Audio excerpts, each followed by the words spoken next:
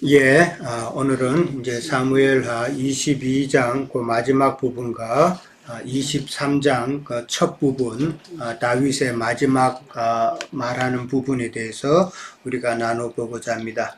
지난번에 이제 마지막 부분이 이제 44절부터 하는데, 22장은 지난번에도 말씀드렸듯이 두 부분으로 되어 있다라고 그랬습니다. 그러니까 지금은 이제 두 번째 부분, 그러니까 영으로 참 교회에 적용되는 그런 말씀이죠.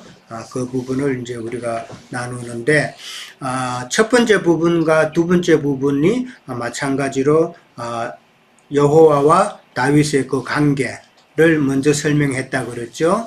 그 다음에 다윗과 함께 하시는 하나님, 그 다음에 다윗의 대적들을 다 멸하시는 하나님, 이런 순서대로 이제 나가는데, 이제 오늘은 원수들을 다 이제 굴복해 하시고 그들 가운데서 참 다윗을 높이시는 그런 하나님을 찬양하는 그런 내용으로 이제 마지막 부분이 이제 그렇게 기술이 되어 있죠. 44절에 보면은 주께서 또 나를 내 백성의 다툼에서 건지시고 나를 보존하사 모든 민족의 어뜸으로 삼으셨다 그랬습니다. 그리고 내가 알지 못하는 백성이 나를 섬길 것이다 라고 이야기를 합니다. 여기서 다 나는 이제 다윗을 이야기하는 것이지만은 이제 영적으로 보면은 예수 그리스도라는 것은 우리가 먼저 이해를 하고 이제 들어가죠. 내 백성의 다툼에서 건졌었다라는 말은 참 우리가 다윗의 그 일생을 이제 공부했지만은 참 많은 사건들이 있었죠. 많은 사건들이 있었는데 사울의 박해도 있었고, 그 다음에 유다 지파를 제외한 나머지 모든 지파들이 다윗에 대해서 등 돌린 그런 많은 시간들이 있었죠. 그런 것을 다 내 백성의 다툼에서 건지셨다라고 이제 그렇게 표현을 한 것이죠. 나를 보존하사 모든 민족의 어뜸으로 삼았다라고 그랬는데, 다윗에게는 통일 국가의 왕으로 세우신 것을 이야기하고 있고, 영적으로 보면은 영으로 오신 그리스도를 표현을 하고 있다라고 그렇게 우리가 이해를 하면 되겠죠. 내가 알지 못하는 백성들이 나를 섬긴다고 그랬습니다. 내가 알지 못하는 백성이라는 것은 이제 이스라엘을 다윗으로 봤을 때는 다윗이 알지 못했던 주변 국가들, 이런 국가들이 나를 섬긴다라고 그랬습니다. 섬긴다는 이 말은 옛날부터 국가 간의 섬김은 조공관계를 이야기하는 것이죠. 한 나라가 또 다른 그 강한 나라에게 조공을 받는 그런 관계가 되는 건데, 이건 이제 영적으로 알지 못하는 백성이 나를 섬긴다는 말은 참 이방 죄인들이 복음을 믿고 주님의 자녀가 될 것을 예언하는 그런 말이라고 보면 되겠죠. 그러니까 우리 주님은 참 하나님은 유대인의 하나님도 되시고 이방인의 하나님도 된다라는 것을 표현하고 있다라고 이해를 하면 될 것 같습니다. 45절에 보면은 이방인들이 내게 굴복하고 그들이 내 소문을 듣고 곧 내게 순복한다. 뭐 비슷한 말이죠. 즉 이방 사람들이 그리스도에 대한 복음을 다 듣고 그 복음에 순복하는 그런 내용이다라는 것이죠. 근데 뭐 이방인들이 굴복했다라고, 그러니까 소문을 듣고 그렇게 굴복했다라는 것은 이제 다윗의 그 사건으로 보면은 다윗이 뭐 치지도 않았는데 스스로 다윗에게 와가지고 참 하친을 요청하는 그런 일이 있었죠. 사무엘하 8장에 그게 나왔죠. 8장 9절에서 10절에 보면은 하맛 왕 도이라는 자가 다윗이 하닷에셀 그 온 군대를 물리쳤다라는 그 소문을 듣고는 그의 아들 요람을 다윗에게 보내서 참 화친을 요청하는 그런 경우가 이제 되겠죠. 그러니까 소문만 듣고 다윗에게 하친을 요청하는 그러한 모습인데, 영적으로는 참 이방인들이 복음의 소문을 듣고 참 주님 앞에 나올 것을 예언하는 그런 내용이다라는 것이고, 그 다음에 이제 46절에 가면은 이방인들이 세약하여 그들의 견고한 곳에서 떨며 나온다 그랬습니다. 이게 또 마찬가지죠. 사무엘하 10장 19절에 가면은 많은 그 아람 소국들이 참 다윗에게 나와서 조공을 바치면서 화친을 제의한 그런 내용이 또 나옵니다. 네, 그런 것은 다윗의 소문을 듣고 마찬가지로 그렇게 자기네들이 피해를 안 당하려고 참 그렇게 하는 것이죠. 이런 것은 이제 복음이 온 땅에 전파될 것에 대한 하나의 예언적인 그런 내용이다라는 것이죠. 네.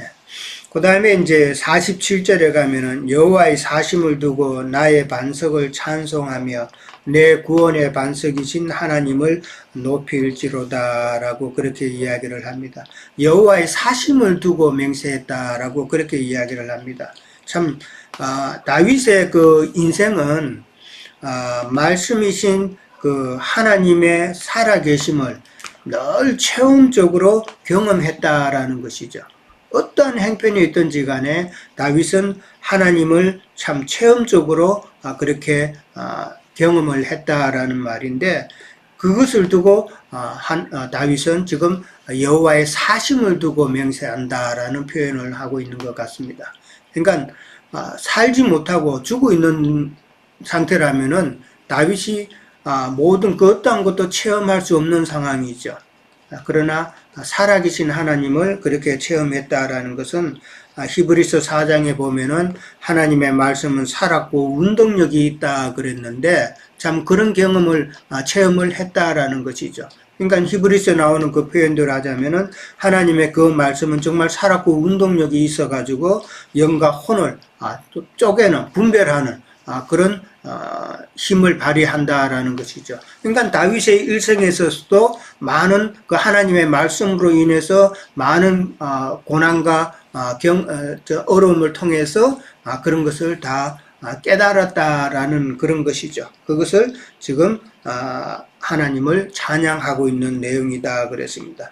나의 반석을 찬송하고 내 구원의 반석이신 하나님을 높인다라고 그렇게 찬양하고 있죠. 48절하고 49절에 가면은 이제 하나님이 나를 위하여 보복하시고 민족들이 내게 복종하게 하시고 나를 원수들에게서 이끌어내시고 나를 대적하는 자들 위에 나를 높이시고 나를 강포한 자에게서 건지신다라는 표현을 이제 이렇게 써놨습니다. 이런 표현들은 다 하나님이 살아계셔서 참 다윗으로 통해서 참 하나님의 살아계심을 체험케 하는 그런 내용들이죠. 이 많은 것을 겪으면서 다윗은 하나님께서 다윗과 함께 하시고 하나님은 살아계신 하나님이라는 것을 몸소 체험했다라는 것을 지금 48절, 49절에서 보여주고 있는 것이죠. 그 다음에 50절에 가면은 여호와여 내가 모든 민족 중에서 주께 감사하며 주의 이름을 찬양한다라고 그랬습니다. 그러니까 다윗은 모든 민족 중에서 내가 감사하고 주의 이름을 찬양한다라는 말은 다윗이 모든 그 열방 가운데서 다윗을 참 우뚝 세우신 그런 하나님을 좀 자신을 세워주신 그 하나님을 지금 다윗은 찬양하고 있다라는 것이죠. 이 말은 우리가 또 영적으로 보면은 참 다윗이 모든 민족 중에서 우뚝 서 있는 그 모습은 영이 되신 영이 되어 마다들로 오신 그리스도께서 참 마지막에 높이 세워지셔서 찬양받으시는 그런 내용이다라고 보면 되겠죠. 51절 이제 가면은 여호와께서 그의 왕에게 큰 구원을 주시며 기름 부은 자에게 인자를 베푸시고 그 다음에 영원토록 다윗과 그 후손에게로다라고 이야기를 합니다. 큰 구원을 주셨다라고 그렇게 표현을 했습니다. 참 성경에서는 큰 구원이라는 말이 그렇게 많이는 안 나오죠. 다윗에게서는 큰 구원이라 그러면은 자기의 그 동족과 그 다음에 이방 민족에게서로부터의 구원이겠죠. 그것을 이제 표현한다면은 영적으로 보면은 히브리서에서도 이제 2장 3절에도 보면은 큰 구원이라는 단어가 나오는데 그 큰 구원이라는 말은 참 우리가 그리스도를 믿고 구원받아서 참 하나님의 백성만 되는 그런 단계만 아니라 정말 더 영광스러운 그런 구원을 두고 우리는 큰 구원이다라고 그렇게 이야기를 하고 있죠. 그것을 다시 한번 되새기면 될 것 같고요. 그 다음에 기름 부은 자라고 그렇게 나와 있죠. 기름 부은 자는 간유로 기름 부은 자를 말하는 것이고, 간유로 기름 부음 받고 거룩한 자로 분별된 자를 지금 이야기한다라는 것이죠. 영원토록 다윗과 그 후손에게 이제 그렇게 이어진다라고 그러는데, 진리 말씀으로 나음 받은 예수 그리스도 자신이죠. 그 다윗이란 말은 예수님 자신을 두고 하는 이야기고, 그 다음에 참 모든 믿음의 후손들을 지금 이야기한다. 그러니까 지금 어떻게 보면 다윗의 마지막 이런 노년에 이렇게 말하는 것은 지금 23장에도 가면은 다윗의 마지막 말이 나오는데, 이 말들은 결국 노년에 하는 말이기 때문에 다윗의 이런 말들은 다윗의 그 후사에 관심을 두고 하는 말들이다라고 이해를 하시면 될 것 같습니다. 자, 23장으로 넘어갑니다. 23장으로 가면은 이제 이는 다윗의 마지막 말이다라고 또 나오죠. 그러니까 22장과 마찬가지로 다윗의 그 노년에 기록이 되었다라는 그런 의미로 이해를 하면 될 것 같습니다. 이새의 아들 다윗이 말한다라고 그렇게 표현이 되어 있어요. 이새의 아들이라는 표현은 우리가 잘 아는 표현이죠. 사무엘상 20장 30절에도 보면은 사울이 이 말을 썼죠. 사울이 다윗을 두고 이새의 아들이라는 그 표현을 썼고, 그 다음에 또 한 번 더 쓴 게 언제냐면은 사무엘상 25장 10절에 가면은 아비가일의 전 남편이었던 사람이 있었죠. 다윗에게 참 아주 불쾌하게 대했던 나발이라는 자가 있습니다. 나발이라는 자가 다윗을 두고 하는 말이 이새의 아들이라는 그 표현을 썼어요. 그 다음에 또 한 번 더 이새의 아들이라는 표현을 쓴 게 언제냐면은 사무엘하 20장 1절에 가면은 세바가 난을 또 일으킨 게 나오죠. 세바가 난을 일으켰는데 그 세바가 다윗을 두고 하는 말이 이새의 아들이다라는 표현을 썼습니다. 그러니까 이 이새의 아들이라는 표현은 결코 좋은 표현이 아니다라는 것을 아시겠죠. 그러니까 다윗은 참 이새의 아들로서 어릴 때 양치는 자, 그런 자로 참 천박한 그런 가문이다라는 그런 의미이기 때문에 결코 좋은 의미는 아닙니다. 그러니까 다윗이 지금 자신을 갖다가 이새의 아들 다윗이라고 스스로 이렇게 말한다라는 것은 다윗의 출신이 참 낮기 때문에 그런 낮은 다윗을 하나님께서는 높여주셨다라는 것이죠. 높여주셔가지고 그런 다윗을 높이신 하나님을 드러내고자 하기 위해서 이새의 아들이라고 스스로가 그렇게 표현을 했습니다. 그 다음에 이제 다윗 자신을 갖다가 첫 번째는 높이 세워진 자다라고 그렇게 표현을 했죠. 그 다음에 야곱의 하나님께로부터 기름 부은 자다라고 그렇게 또 자기 자신을 표현을 했고, 그 다음에 이스라엘의 노래 잘하는 자다라고 그렇게 표현을 했습니다. 23장에 보면은 이새의 아들 다윗, 그 다음에 나라는 이 표현은 다 다윗을 두고 하는 말이지만은 영적으로는 예수 그리스도를 두고 하는 말이다라는 것을 먼저 이해를 하셔야 되고요. 높이 세워진 자, 하나님께서는 다윗을 참 높이 세워 주셨죠. 그러니까 높이 세워진 자라는 것은 하나님께서 세워 주신 다윗 자신이고, 또 다윗 자신뿐만 아니라 다윗의 그 가문을 또 두고 이야기한다라는 것이죠. 그러니까 결국은 이것은 하나님의 왕국을 참 상징하는 그런 표현이다라는 것이죠. 그 다음에 이제 야곱의 하나님께로부터 기름 부은 자, 기름 부은 자란 건 그 영, the spirit이죠. the spirit을 받은 자다라는 것이고, 그 다음에 이스라엘의 노래 잘하는 자, 우리가 알다시피 다윗은 참 음악에 재능이 있었죠. 모든 악기를 잘 다루는 그런 자였고, 그 다음에 참 아름다운 찬송시를 지어서 많이 불렀던 그런 자였는데, 참 다윗은 늘 하나님께 구원의 그 은혜를 감사하는 그런 찬송시를 많이 지어서 노래했다라는 것이죠. 그러니까 하나님께서는 어떤 면에서 보면은 높이 세워지고 영의 기름 부음을 받은 자, 그 다음에 구원의 은혜를 늘 감사함으로 찬송할 수 있는 자로 하나님의 백성들을 하나님은 만드시기를 원한다라는 것이죠. 그리고 그들을 통해서 하나님께서는 후사로 삼기를 원하신다라는 그런 것도 우리가 생각을 해봐야 된다는 것이죠. 그리고 그러한 자들만이 진정 하나님께 찬양하는 자가 될 수 있다라는 것이죠. 오늘날 세상 극에는 참 목소리 이쁘고 잘하고 그러면은 하나님께 찬양한다고 그러는데, 하나님이 받으시는 자는 정말 높이 세워지고 영의 기름 부음을 받고, 그 다음에 구원의 노래를 참 늘 은혜를 감사하고 찬양하는 그런 자들이 정정 하나님을 찬양할 수 있다라는 이야기겠죠. 2절에 가면 여호와의 영이 나를 통하여 말씀하신다라고 그렇게 되어 있습니다. 여호와의 영이 나를 통하여 말씀하신다는 그 말은 하나님의 영에 감동이 되어서 내가 하나님께서 말하게 하심을 따라서 말한다는 그런 표현이겠죠.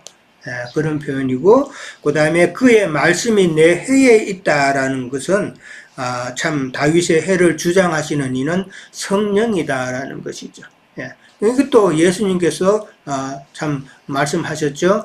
예수님께서 말씀하시는 것은 예수님 안에 있는 아버지께서 말씀하시는 것이다 라는 그런 것으로 또 우리가 또 연결을 해서 생각해 볼 수가 있죠. 3절에 가면은 이스라엘의 하나님이 말씀하시며 이스라엘의 반석이 내게 이르기를 그렇게 말하면서 사람을 공의로 다스리는 자, 하나님을 경외함으로 다스리는 자여라고 그렇게 표현합니다. 참 사람을 공의로 다스리고 하나님을 경외하면서 또 다스리는 자, 1차적으로는 다윗을 두고 하는 말이죠. 하나님을 섬기면서 백성들을 다스리는 자니까 다윗을 두고 하는 말이고, 그렇지만은 이는 그리스도 자신을 지금 두고 하는 말이다라는 것이죠. 하나님을 경외한다는 말은 참 그리스도께서 아버지의 그 말씀에 따라서 아버지의 말씀을 경외해서 거기에 순종해서 참 교회와 세상을 다스린다라는 그런 의미로 이해를 하면 될 것 같습니다. 4절에 가면은 그는 돋는 해의 아침빛 같고 구름 없는 아침 같고 비 내린 후에 광선으로 땅에서 우미 돋는 새풀 같다라고 그렇게 표현을 했습니다. 참 이런 표현은 죽음을 이기고 부활하신 그리스도만이 참 가질 수 있는 표현들이죠. 아침 돋는 해의 아침빛 같고, 그러니까 부활을 상징하잖아요. 그 다음에 구름 없는 아침, 그 다음에 비 내린 후에 강선으로 땅에서 우미 돋는 새풀, 참 그리스도만이 가질 수 있는 표현이다라는 것이죠. 근데 다윗의 그 일생을 통해서 봐도 다윗에게도 적용이 될 수 있는 그런 표현이죠. 많은 고난 가운데서도 참 이겨냈고 마지막에 참 예루살렘 성으로 다시 되돌아오는, 영으로 되돌아오는 모습을 상징하는 그 그 내용이죠. 참 다윗도 비슷한 그런 표현을 우리가 할 수가 있다라는 것이죠. 5절에 가면은 내 집이 하나님 앞에 이같이 아니하냐. 하나님이 나와 더불어 영원한 언약을 세우사 만사에 구비하고 견고하게 하셨으니 나의 모든 구원과 나의 모든 소원을 어찌 이루지 아니하시랴라고 그럽니다. 이 5절의 그 내용은 이 내 집이라는 표현이 나왔잖아요. 이것은 결국은 주님의 몸된 교회에 대한 예언이다라고 이제 우리가 보면 되겠죠. 내 집이 이같이 아니하냐. 이같다라는 말은 4절에 나오는 내용이죠. 돋는 해의 아침 빛 같고 구름 없는 아침 같고 그 다음에 땅에서 우미 돋는 새풀 같은 그런 존재가 바로 참 주님의 몸된 교회다라는 것을 미리 예언하는 내용이죠. 하나님이 나와 더불어 영원한 언약을 맺었다 그랬습니다. 사람과의 언약보다도 이 영원한 언약이라는 것은 물론 다윗에게 하신 언약을 이제 이야기하는데 다윗의 왕국이 견고케 되고 그 다음에 그 후사가 끊이지 않고 계속 이어질 그런 언약이죠. 그런 언약이지만은 이 영원한 언약이라는 이 표현은 장자들의 총회 교회를 두고 하는 언약이다라고 이해를 하면 될 것 같습니다. 만사에 구비되고 견고케 하셨다라는 말은 하나님께서 그 언약들을 충실히 이행하셨다라는 그런 뜻이죠. 나의 모든 구원과 나의 모든 소원을 어찌 이루지 하시랴라고 그럽니다. 여기서 나의 모든 구원이라고 그랬습니다. 이 구원이라는 말은 우리가 참 세상 교계에 있을 때는 너무 단편적으로만 알았고 잘못 알았죠. 세상 교계에서는 예수 믿으면 그냥 구원받는다 그렇게만 이야기했는데 이 모든 구원이라는 그 말 속에는 구원의 시작과 구원의 과정과 구원의 결과가 있다라는 그런 의미를 우리는 생각해 봐야 된다라는 것이죠. 구원의 시작은 물론 주님을 만남으로써 참 복음을 받아들임으로써 구원이 시작이 되지만 그러나 그 과정이 참 중요하다. 혼의 구원을 이루어가는 그 과정이 성경에서는 더 많이 강조가 되고 있다라는 것을 우리는 알고 있잖아요. 어떤 신앙생활을 할 것인가. 이것이 정말 더 중요한 것이고 그러고 난 다음에는 그 구원의 결과까지 그냥 단순히 천국 간다는 그런 의미가 아니라 참 그 구원의 모든 구원의 그 결과는 참 이기는 자로 그렇게 이루어지는 것이 참 구원의 결과다라는 거 볼 수가 있겠죠.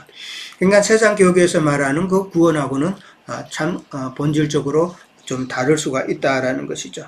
나의 모든 소원이라 그랬습니다. 이 소원도 마찬가지죠. 참 세상 것이 취해지는 그런 소원이 아니라 지금 교회를 두고 하는 그런 소원이기 때문에 메시아의 왕국이 실현되는 그 소원을 지금 다윗은 노래하고 있다라는 것이죠. 그 다음에 이제 6절에 가면 그러나 사악한 자는 다 내버려질 가시나무 같으니 이는 손으로 잡을 수 없다라고 그렇게 이야기를 합니다. 사악한 자는 우리가 원어에 보면 벨리알이죠. 벨리알 많이 이제 우리가 다루었는데 무익한 자들이다라는 그런 의미죠. 다 사탄의 사자들, 사탄의 자녀들을 벨리알이다라고 그렇게 표현을 합니다. 다 내버려질 가시나무 같다라고 그랬습니다. 이 내버려질 가시나무라는 말은 꺼지지 않는 불에 태워질 존재다라는 그런 의미죠. 불에 던져질 그런 존재다라는 것인데 이는 손으로 잡을 수 없다라고 그렇게 또 표현을 합니다. 손으로 잡을 수 없다라는 말은 가시나무는 가시가 있기 때문에 손으로 잡을 수 없다는 말인데 이 말은 스스로 가시가 돋쳐가지고 참 복음을 거부하기 때문에 참 주님의 백성이 될 수 없다라는 그런 의미로 생각해 보면 될 것 같습니다. 그러니까 모든 구원과 모든 소원이 이루어지는 날에 경건한 자들에게는 하나님께서 축복과 상급이 있지만은 사악한 자들에게는 심판이다라는 것이죠. 7절에 가면은 그것들을 만지는 자는 철과 창자루를 가져야 하리니 그것들이 당장에 불살리로다라고 그렇게 이야기합니다. 그것들을 만지는 자, 이 만진다는 것은 불태우기 위해서 만진다는 그런 의미죠. 그냥 뭐 기어서 만지는 게 아니라 가시나무니까 그거는 불태우기 위해서 만진다는 것인데, 근데 철과 창자루를 가져야 한다는 이 말은 불태우기 위해서 만지는 그것은 손으로는 안 되고 철과 창으로 가시를 먼저 찍어내야 된다라는 그런 의미가 되겠죠. 강한 철제 도구를 사용해서 가시를 다 제거해야 된다라고 하는 표현이죠. 그러고 난 다음에 이제 당장 불사를 수 있다라는 표현이죠. 그러니까 불이라는 것은 우리가 잘 알지만은 하나님의 심판과 진노의 불을 상징하지만은 여기서 불은 두 가지 면으로 생각해 볼 수가 있죠. 생애를 마칠 때에 참 7배나 뜨거운 그런 세상 풀무불을 또 우리가 생각해 볼 수도 있고, 그 다음에 영혼의 심판 때에서 참 꺼지지 않는 영원한 불못에 들어가는 그런 심판도 있다라는 것이죠. 이 땅에 살면서 정말 진리가 깨달아져 가지고 하나님을 사모하는 그런 자라면은 이 땅에서 죽을 때 그렇게 힘들게 죽지는 않겠죠. 근데 하나님을 모르고 참 돈이 많아서 참 그거 아직 다 쓰지도 못했는데 이러는 자들은 이 땅에서 죽고 생애를 마칠 때 정말 속에 불이 나겠죠. 예, 그런 것을 우리는 한번 생각해 봐야 된다. 그러니까 우리가 정말 진리를 알면은 이 죽을 때 참 편하게 죽을 수 있다는 거, 이게 제일 참 복이 아닌가 저는 생각을 해 봅니다. 예. 세상 사람들이 뭐 죽으면 다 그만이고 죽음에 대해서 참 초연하게 말하는 것 같지만 정말 막상 죽을 때는 그렇지 않는다라는 것을. 근데 암으로 정말 고생을 많이 하던 사람은 죽을 때 빨리 죽었으면 하는 말은 이해가 되는데, 그렇지 않은 사람들은 대부분 생애를 마칠 때 불을 경험하고 죽는다라는 것을 이제 우리는 좀 경험을 해보죠. 그 다음에 이제 영혼의 심판 때에서 참 꺼지지 않는 영원한 불못에 던져주는 자들이 참 있다. 그들은 믿는다고 하는 사람들은 이불에는 자기네들이 안 들어간다고 다들 생각을 하죠. 정말 안 들어갈 것이다. 예수 그도 예배당 다니면서 헌금도 하고 뭐 예배도 드리고 했는데 그러는데, 그러나 마태복음에 있는 것처럼 예수님께서 내가 너를 도무지 알지 못한다고 했을 때 그들은 참 이중 삼중의 뜨거운 불을 경험을 하게 된다라는 것이죠. 속에 얼마나 참 불이 나겠어요. 열심히 신앙생활 한다고 했는데 아마 그 불이 제일 뜨거운 불이 아닐까 참 생각을 해봅니다. 영원한 불못이라는 게 사실 그 불못이죠. 진짜 불이 아니라 자기 속에서부터 내가 예수 정말 잘 믿었는데 내가 왜 이리로 와야 돼 하는 이 한스러움이 가장 뜨거운 불이 아닌가 그렇게 생각을 해봅니다. 자, 오늘은 저는 여기서 마치도록 하겠습니다. 자, 이어주시죠. 예. 예. 예, 같은 신앙을 해도 형제님 말씀처럼 참 영광을 받는 자들이 있고 또 이렇게 예, 불심판을 받는 영원한 불의 심판, 참 그런 일은 하나님의 저주를 스스로 끌어안고 이제 들어가는 자들인데, 뭐 우리가 뭐 그냥 형제님을 통해서 증거 듣듯이 거짓 사역자들이죠. 뭐 그리고 짐승의 몸을 세우는 자들이라고 하는데, 이제 세상 교회로 그걸 대표하고 세부적으로 들어가면 이제 교파교회 뭐 특히 이제 로마 교회라고 하면은 잘 못 들으시는 분들이 계시더라고요. 그래서 쉬운 말로 하면 카톨릭이라고 그러죠. 카톨릭. 예. 저도 그 카톨릭들의 뭐 이렇게 하는 것을 몇 번 참여해 봤는데 정말 아유 말로 다 할 수 없을 정도로 정말 어떻게 신앙을 저렇게 하나 할 정도로 믿음 세계가 정말 너무 다르다는 것을 많이 봤습니다. 저는 이제 그 51절이죠. 다윗이 영원하도록 다윗과 그 후손에게로다 이렇게 이제 말씀을 22절을 맺었는데 다윗이 그 후손으로 오신 이제 예수님을 다윗의 후손으로 오신 예수님을 바리새인과 서기관들 그 사람들이 그 대적하는 말들을 제가 한번 이제 생각을 해봤는데 그 마태복음 에, 그 나와 있죠. 그 제가 한번 읽어보겠습니다. 22장 41절입니다. 바리새인들이 모였을 때 예수께서 그들에게 물으시되 너희는 그리스도에 대하여 어떻게 생각하느냐 누구의 자손이냐 하고 이렇게 물어보시잖아요. 이르시되 대답하되 다윗의 자손이다. 그리스도가 다윗의 자손이라고 이제 이렇게 액면 그대로 대답하는 그 바리새인들을 보는데 그러면 이제 주님이 이러시죠. 그러면 다윗이 성령에 감동되어 어찌 그리스도를 주라 칭하였으되 주께서 내 주께 이르시되 내가 내 원수의 발 아래 둘 때까지 내 우편에 앉아 있으라 하셨도다. 다윗이 그리스도를 주라 칭하였은즉 어찌 그의 자손이 되겠느냐 이렇게 이제 말씀을 이어가는데 이 액면 그대로 보는 이 사람들의 그 정곡을 이렇게 찌르는 거죠. 성경에서는 참 이렇게 우리 인간 상식으로는 이해될 수 없는 게 이제 영의 일들인데 그런 영의 일들을 어, 이 잘못된 사역자들, 액면 그대로 율법 사역자들이라고 그러죠. 그 사람들은 이 말씀을 어딘가에서는 꼭 그 뭐, 그, 이제 우리 하는 말로 에라가 난다고 그러죠. 이제 뭐, 분량이 난다는 거죠. 예.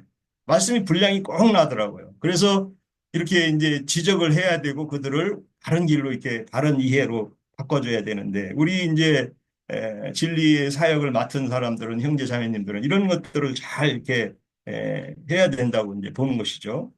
그래서 저는 이제 그 기름 부음 받는 그런 얘기를 이제 이렇게 성경에서도 얘기를 하는데 그 요한서신서에 보면은 요한서신서 요한서신서 2장입니다. 2장 27절 너희는 주께 받은 바 기름 부음이 너희 안에 거하나니 아무도 너희를 가르칠 필요가 없고 오직 그의 기름 부음이 모든 것을 너희에게 가르치며 또 참되고 거짓이 없으니 너희를 가르치신 그대로 주 안에 거하라. 제가 얼마 전에 뭐 한 얼마 전이라고 해도 한 뭐 몇 년 된 것 같은데 한 2년 된 것 같은데 그 어떤 분을 이제 그 우리 금기름 붓는 집이 이렇게 소개돼서 그 형제님 보니까 뭐 진리대로 신앙생활 잘하는 것 같아서 같이 하겠다고 나이도 좀 드신 분인데 그래서 이제 이렇게 우리 사이트를 소개하고 형제님 증거 듣는 거를 이렇게 소개를 했더니 그 형제님이 뭘 이렇게 많이 가르치는데 여기 요한 서신서 이거 보니까 다 가르침을 받을 필요가 없다는 거예요. 이 말을 딱 들이대면서 아니 형제님 그게 아무도 가르침 받지 말라는 게 그럼 아무도 어떤 증거를 듣지 말라는 걸로 지금 그 말을 그렇게 오해하세요? 그래. 아니 보면은 오직 그의 기름 부음이 모든 것을 가리킨대요. 여기 말을 문맥을 잘 봐야 되는 거예요. 그래서 이게 아무한테나 받지를 말고 참 기름 부음 가리키는 성령에 의해서 가리키는 것 그분한테 받으라는 거거든요. 이 말씀에 이 설명되어지는 말씀 내용이 그런 것이에요. 그런데 이 말씀을 그냥 단도직입적으로 아무한테도 가르침 받을 필요가 없다. 이렇게 결론을 내려가지고 그분은 이제 구원파 물론 출신인데 그 전에 뭐 우리 저 신림동 있을 때는 몇 번 참석도 하시고 이제 뭐 하신 분이라고 그래요. 그래서 이렇게 말씀을 참 오해해서 이렇게 이해하는 이 신앙하는 분들의 참 이렇게 설득시키고 이해시키는 게 이게 참 쉽지가 않은 것 같아요. 그래서 우리가 신앙할 때는 하든지 늘 이렇게 참 아래 우 문맥을 잘 보고 형제님 늘 상황에 따라서 그 문맥을 잘 살펴야 된다는 게 늘 우리의 그 형제님의 그 주장이시고 우리가 참 주의 깊게 들어야 되고 그렇다고 봅니다. 그래서 영원한 언약을 세우시고 우리에게 그 언약을 지키고 언약의 말씀들을 우리에게 이루어 가시는 이런 것들이 어느 부분에서 늘 놓치잖아요. 그래서 그 형제님 중에 이제 얘기 중에 금기름이 또 뭐 어디냐고 이제 또 그래서 참 금기름 얘기 오늘도 기름 얘기가 나왔으니까 스가랴서에 나와 있죠. 스가랴서 스가랴서 4장 예, 4장에 이게 참 잘 나와 있는데 뭐 그 기름을 붓는다 하는 것은 뭐 우리가 뭐 잘 알고 있죠. 뭐 우리 그 세상교회 교파교회나 이런 사람들은 그런 부분에 대해서 별로 이렇게 증거를 많이 못 듣다 보니까 그게 무슨 뭐 흥긴식 가끔 비유로 뭐 들기름이야 참기름이야 뭐 이렇게 비유도 하시는데 이 기름이라는 게 성령의 기름이고 진리의 말씀이 우리 안에 이해되고 그것이 이제 믿음으로 취해지는 그런 과정이라고 봐야 되겠죠. 그래서 어떤 기름을 받냐는 것은 뭐 우리가 신약에 와서는 관유로 상징된 금기름이죠. 스가랴에서 말하는 것이. 그래서 4장 제가 한번 읽어보겠습니다. 6절입니다. 그가 내게 대답하여 이르되 여호와께서 수룹바벨에게 하신 말씀이 이러하되 아니라 만군의 여호와께서 말씀하시되 힘으로 이는 힘으로 되지 아니하며 능력으로 되지 아니하고 오직 나의 영으로 되느니라. 이 말은 뭐 우리가 교파교회에 있을 때나 우리가 세상교회에 있을 때 어마어마하게 듣던 말입니다. 저도. 오직 주님의 영으로만 된다. 맞습니다. 우리가 구원을 이루는 것도 시작도 끝도 완성도 주의 오직 영으로만 이게 되는 일이기 때문에 그러면 주의 영을 한 번 받고 끝나는 게 아니죠. 12절을 보겠습니다. 다시 그에게 물어 이르되 금기름을 흘리는 두 금관 옆에 있는 이 감람나무 두 가지는 무슨 뜻이니까 하니 그가 내게 대답하여 이르되 네가 이것을 무엇인지 알지 못하느냐 하는지라 그가 대답하되 내 주여 알지 못하나이니 이르되 이는 기름 부음 받은 자 둘이 온 세상의 주 앞에 서 있는 자니라 하더라. 이렇게 매 세대마다 주님의 사역자로 주님의 일꾼으로 이렇게 주 앞에 있는 자들이 항상 이 시대에 준비되어서 있다는 거죠. 우리는 이 임무를 잘 하시는 형제님 이하에서 또 금기름을 잘 받아가지고 또 다시 증인으로 나아가는 우리의 그런 역할이 우리에게 늘 필요하고 그래서 주의 영으로 이렇게 사역하고 다윗이 마지막에 주님의 언약을 이렇게 고백하고 주님의 기름 부음 받은 자를 이렇게 되뇌일 수 있다는 게 정말 아, 신앙하는 자들의 큰 특혜고 또 그 은혜가 얼마나 이렇게 큰 것을 고백하는 이런 말들을 들으면서 저는 참 제 인생에서 이렇게 주님께서 금기름으로 정말 관유로 이렇게 진리를 잘 섭취하고 또 이런 증인으로 살도록 예비해 주시고 또 이렇게 안배해 주셔서 너무나 감사하고 우리가 같은 금기름을 받는 자들로서의 앞으로의 임무와 사역이 참으로 늘 우리 앞에 일로 큰 부담으로 또 승리로 다가올 것을 이렇게 간증하면서 몇 가지 증거해 봅니다. 마치겠습니다. 네. 자, 또 이어주시겠습니까? 네, 오늘 그 사무엘하 23장, 22장과 23장은 다윗이 이제 말년에 모든 것을 정리하는 어떤 그런 말씀인데 22장은 다윗의 어떤 전성기 때 그때 함께 하시면서 늘 승리케 하신 그런 하나님에 대한 어떤 찬송시라면 23장은 이제 다윗의 마지막 말씀인데, 이제 생을 마감하면서 이제 남겨주는 어떤, 유언과 같기도 하고, 예언적인 어떤 말씀인데, 이제 이런 말씀은 우리가 이제, 창세기에 보면 49장의 야곱의 어떤 마지막 그런, 축복이면서 유언의 말씀, 예언의 말씀, 이런 것들이 있었고, 신명기 같은 경우도 이제 모세가 33장에 가면 이제 이런 말씀이 있어요. 그리고 이제 여호수아서도 여호수아가 24장, 3장, 23장, 24장에 가면 이제 마지막으로 이렇게 남기는 말씀이 있는데 그래서 오늘 이런 말씀들이 이제 그 맥이 이어지는 것을 이제 보면 그 22장 51절에 보면 이제 그의 왕에게 큰 구원을 주시며 기름 부은 자 이렇게 하며 영원토록 다윗과 그 후손에게도 하였더라 이렇게 말씀을 해요. 그래서 이것이 이제 예언적인 어떤 말씀이 이제 23절에 이제 이어지는 어떤 말씀이라고 보여요. 근데 이제 저는 이번 주에 음, 어제부터 이제 이렇게 말씀을 이제 참고했던 게 뭐냐면 아까도 이제 형제님들 통해서 여러 말씀을 주셨는데 이 기름 부음과 어, 이 2절에 또 23장 2절에 보면 여호와 영이 나를 통하여 말씀하시며 이렇게 말씀을 해요. 말하면서 그의 말씀이 내 혀에 있도다 이렇게 말씀하는데 저는 이 말씀을 이제 보면서 요한복음 3장 34절 말씀이 좀 생각이 났어요. 요한복음 3장 34절에 보면 어, 하나님이 보내시는 이는 하나님의 말씀을 하나니 이는 하나님이 성령을 한량없이 주심이니라 이렇게 말씀을 해요.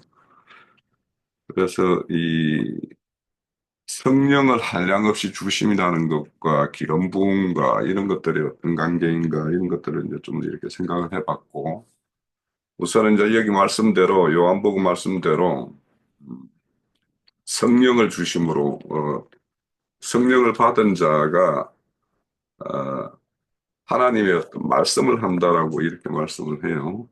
그럼 이제 저는 이제 이 하나님의 말씀과 우리가 이제 흔히 인간들 사이에 통하는 어떤 말들, 이런 말들의 어떤 그 간격도 한번 생각을 해보게 되고, 이 말이라는 것이 보면 어떤 사람의 어떤 생각이나 감정이나 이런 것들을 이제 표현하고 어떤 전달하는 것인데, 그걸 이제 소리로서 이렇게 낼 수도 있을 것이고, 문자로서 이렇게 전달을 할 수도 있을 것인데, 그런데 이제 저는 이제 우리 사람 세계의 어떤 언어와 어떤 동물, 짐승 세계의 어떤 언어, 이런 것들을 생각해 보면 사람의 말들이 과거에 우리가 이제 우리 조상들이 살았을 때 어떤 그 시대의 어떤 그 문명 세계에서 어떤 언어와 오늘날 이 시대의 어떤 문명 세계에서 언어의 어떤 그런 큰 차이가 있죠.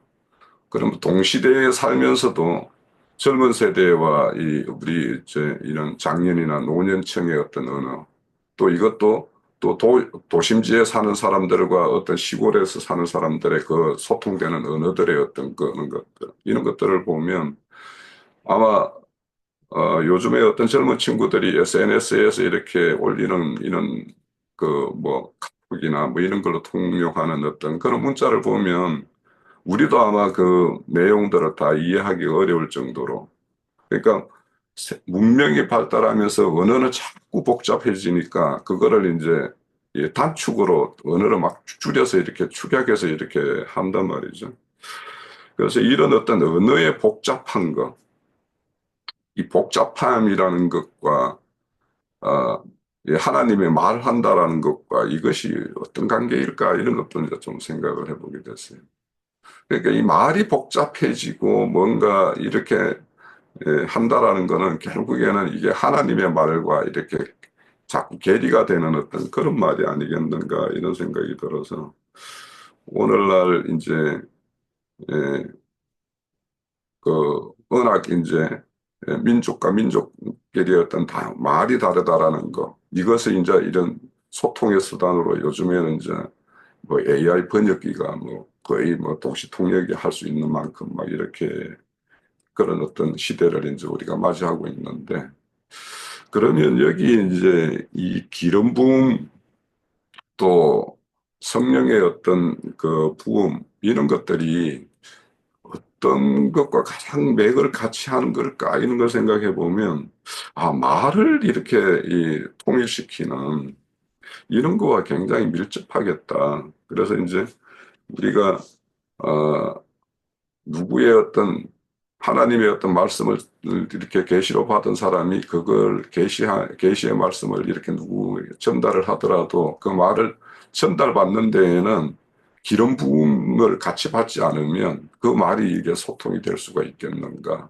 그래서 아까 뭐 기령제님이 요한일서 말씀을 하셨는데, 그게 결국에는 그 기름 부음이 내 안에 없으면 다른 사람의 어떤 기름 부음의 말을 아무리 이렇게 이야기한들 그 말을 이렇게 들을 수도 없고 이해할 수도 없기 때문에, 그래서 기름 부음이 이제 가르친다라는 말이 결국에는 이게 이제 소통하고 이제 관련이 있겠다라는 생각이 들어요.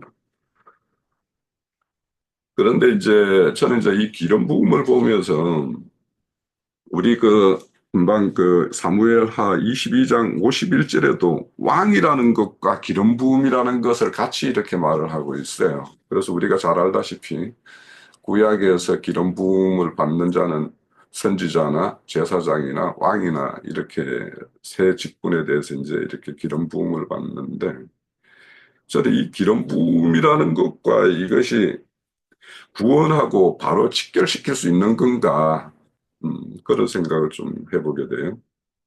왜, 저는 이제 어떤 생각이 들어서 그러냐면, 이사야서 45장 1절에 보면 고레스에게도 여호와의 영 기름 부음이라고 이렇게 말씀을 해요.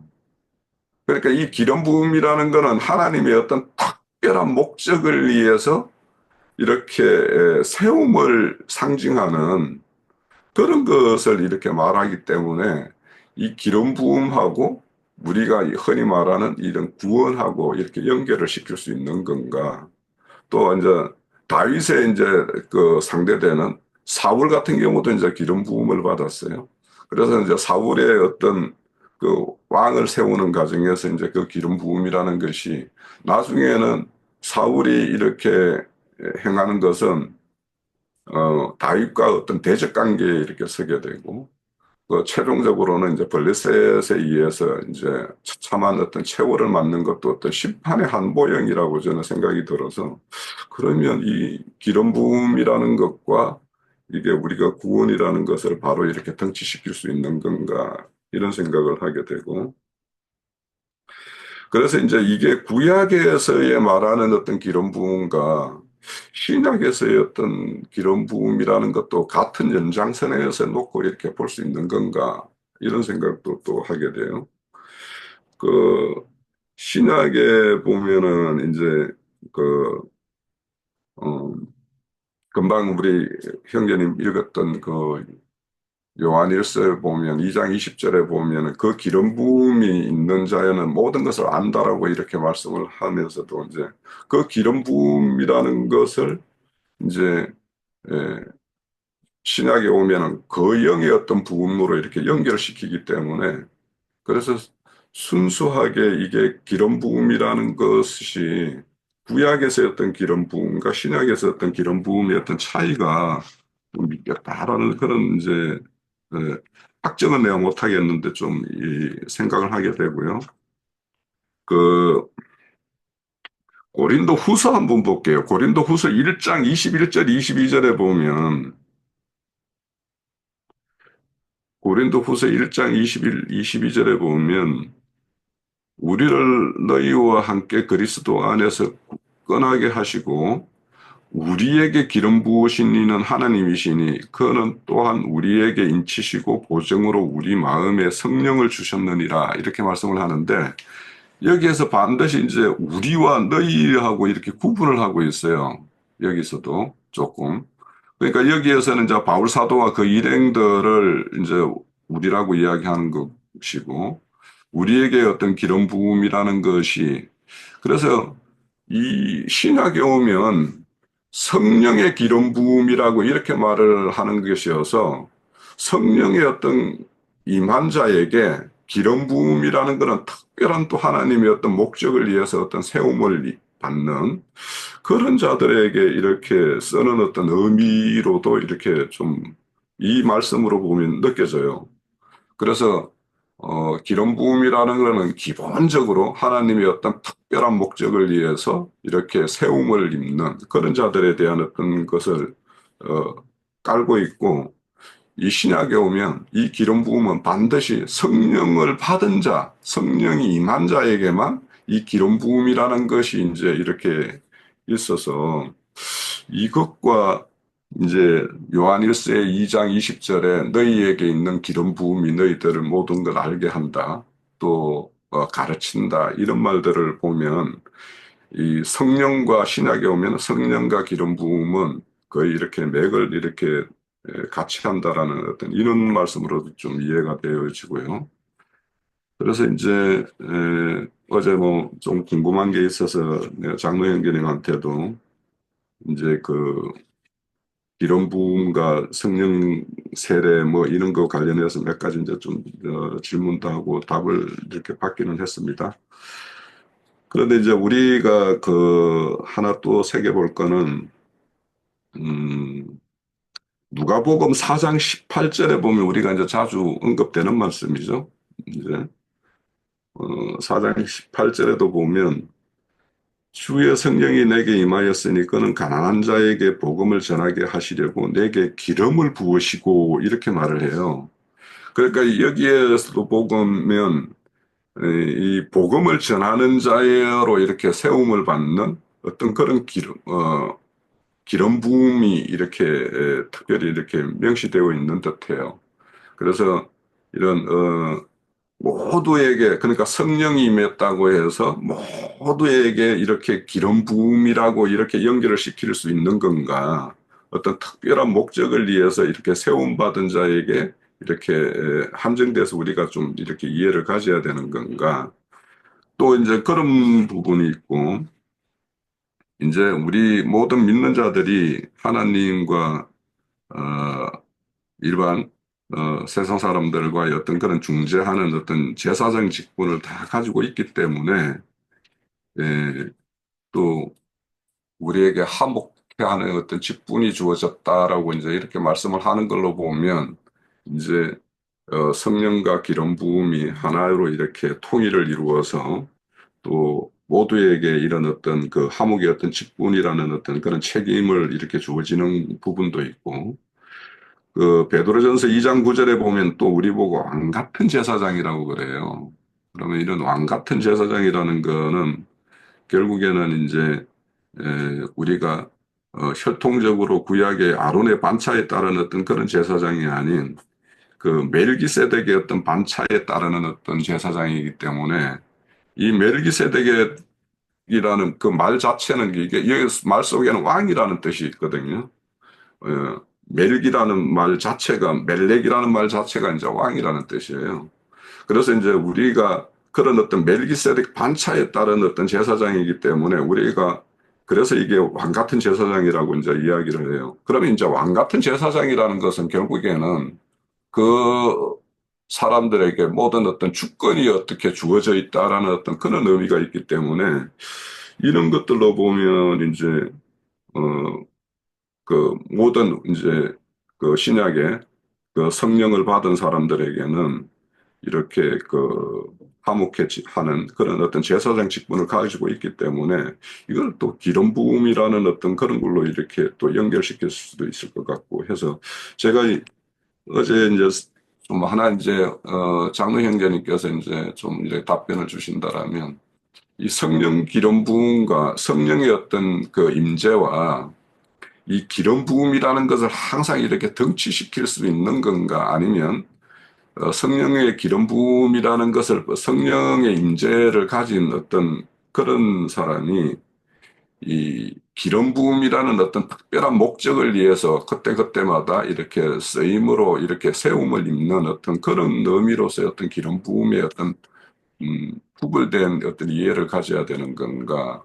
요거에 대해서 좀 제가 그 구약과의 연결을 시켜본다라는 그런 것도 있고, 아까 고린도전서에도 보면 우리에게 이렇게 기름 부음이라고 별도로 이렇게 특별히 이제 구분지어서 이렇게 말하는 부분도 있고, 그래서 좀 약간 요 부분에 대해서는 좀 이제 정리가 필요하고요.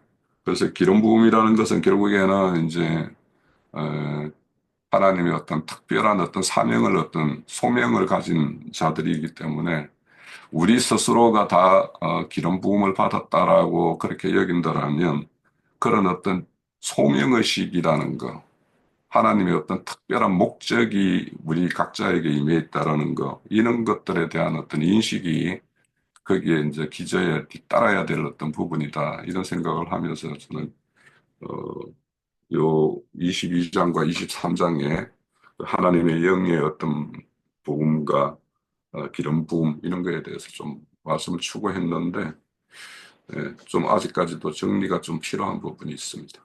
예, 예, 마칩니다. 예, 예, 제가 바로 이어 참여하겠습니다. 예, 예, 오늘 뭐, 늘 그렇지만 유영재님 이렇게 말씀 이렇게 하시는 걸 보면, 이렇게 들으면, 아, 그렇구나. 이렇게 하는 부분들이 참 공감이 많이 돼요. 네. 유영재님이 참 잘하신다 인정하는 게 아니라, 저도 유영재님이 말하는 거를 이 정도 들을 수 있다. 이렇게 들으셔야 돼요. 간혹, 잘 못 알아들을 때가 더 많습니다. 근데, 이제 오늘도 말씀 들으면서 저도 이렇게 보면서 오늘 이것이 이 어떤 이제 예수님이 오실 때의 모습을 많이 이렇게 언급하시는 것 같았어요. 느낌에. 근데 오늘 이제 전체적으로 보면 다윗이 하고 싶었던 얘기는 어, 이스라엘 백성들 전체와 또 나의 어떤 지금까지의 여정을 통해서 이건 앞으로 이루어질 예언이다 하고 이렇게 말씀하시는 듯이 이렇게 보여졌어요. 그래서 이제 그거를 이렇게 쭉 보면서 근데 뭐 여러 말 해도 유영재님이 말한 그 틀에서 뭐 벗어나지 못할 것 같아가지고 그 중에서 이제 이렇게 노래하는 거에 대해서 이렇게 한번 이제 나눠보고 싶었어요. 이제 45절에 이방인들이 내게 굴복하며 그들이 내 소문을 듣고 귀를 듣고 내게 순복하리로다. 이방인 시대에 그러니까 다윗 시대에도 이것이 실제로 저는 이 모형으로 보여졌다고 보여요. 네, 그래서 다윗 시대의 저기 많은 군장들 중에서 이방인으로서 이 다윗의 수하에 활동하던 이방인들이 많이 있었는데 그들이 군장으로 활동하는 게 어떤 신약 시대 이방인들이 어떤 저기 왕 같은 제사장 직분을 수행하는 거를 상징하는 것 아닌가? 저는 이렇게 보였어요. 그 다음에 그, 47절은 뭐 여호와의 사심을 두고 나의 반석을 찬송하며 내 구원의 반석이자 하나님을 높일지로다. 근데 이게 지금 이거를 이 한마디로 저기 이렇게 함축해서 말하면 이렇게 저기 나의 반석을 찬송 그 47절 뒤에 보면 음, 아, 47점 여호와의 사심으로 나의 반석을 찬송하며 내 구원의 반석이신 하나님을 높일지로다 이렇게 얘기해놨고 그 뒤에서 이제 아래로 내려가면 어, 노래하는 자 23장이구나. 그 부분에 대해서 좀 얘기했었는데 이제 이 51절에 보면 여호와께서 그의 왕에게 큰 구원을 주시며 기름 부음 받은 자에게 인자를 베푸시며 영원하도록 다윗과 그 후손에게로다 그랬는데 여기서 이제 이렇게 눈에 보이는 게 영원하도록 다윗과 그 후손에게 그러면 이런 말씀을 들으면서 이제 그러면 그 다윗의 후손이 영원하도록 다윗의 후손만 문자대로 그 이 상을 베푸신다. 또는 기름 부음 받는 그런 그 상을 그들에게만 베푸신다 그러면 우리하고는 상관없는 거겠죠.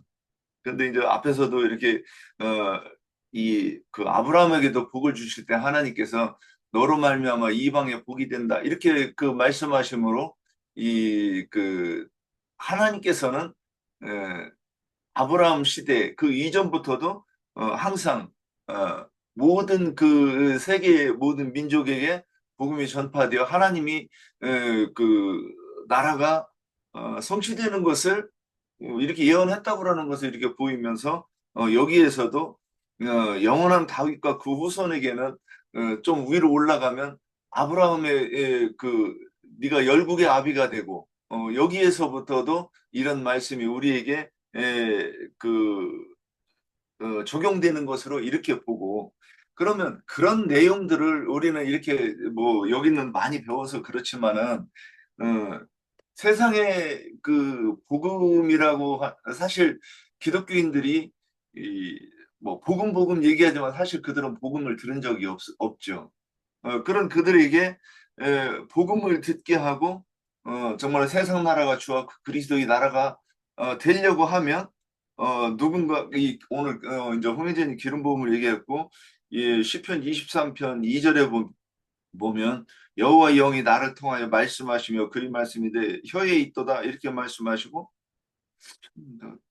그 노래에 대해서 어,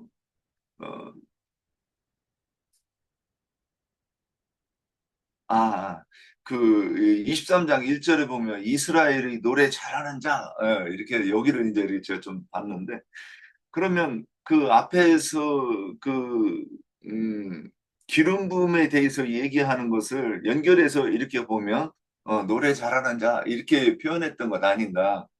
그러면 우리가 이제 그 기독교에서도 찬양에 대해서 얘기하고 뭐 찬송 찬양 이런 거를 얘기하지만은 저는 이런 거를 들으면 결국 이것도 복음을 얘기한다고 이게 보이는 거예요. 근데 노래하고 찬송 이것과 복음을 어떻게 연결시킬 것인가? 근데 이 노래를 히브리어로 찾아보니까 뭐라고 나오느냐면 그냥 노래 그렇게 나와요. 근데 또 그 아래에 여기에서 유래했다 그래가지고 찾아보면 악기 연주 이렇게 나와요. 그 도대체 노래를 내가 사람들에게 뭐 좀 이렇게 설명하려고 해서 뭐 이렇게 논리적으로 제시를 하려고 하면 노래를 어떻게 제시할 것인가. 근데 뭐 금기름 묻는 집 와서 얼마 전에 어느 날 그래 딱 그런 생각이 들더라고요. 그 노래라 그러는 거는 뭐 박자가 있고 음정이 있고 거기에 따라서 맞춰서 노래를 부르는 것이니까 그런데 이제 TV에서 어떤 유명한 가곡을 어떤 가수가 자기가 재해석했다 해서 조금 다르게 부르면 저 같은 경우는 그래요. 되게 듣기 싫어요. 힘들어요. 이미 내가 익숙했고 내가 감동받던 그 곡조 그 음정으로 불러야 이 다른 목소리로 부르는 것을 내가 들으려고 하는데 뭐 많이 이렇게 바꿔가지고 부르는데 너무나도 낯설고 뭐 감동도 없고 오히려 감동이 아니라 감정을 이렇게 상하게 하는 그런 경우도 있더란 말이죠. 그래서 이 노래라고 한다고라는 것은 우리가 그 성령의 감동하심을 따라서 베드로후서 2장 1절인가요? 보면 성령의 감동하심을 받아서 말한 것이라 그랬어요.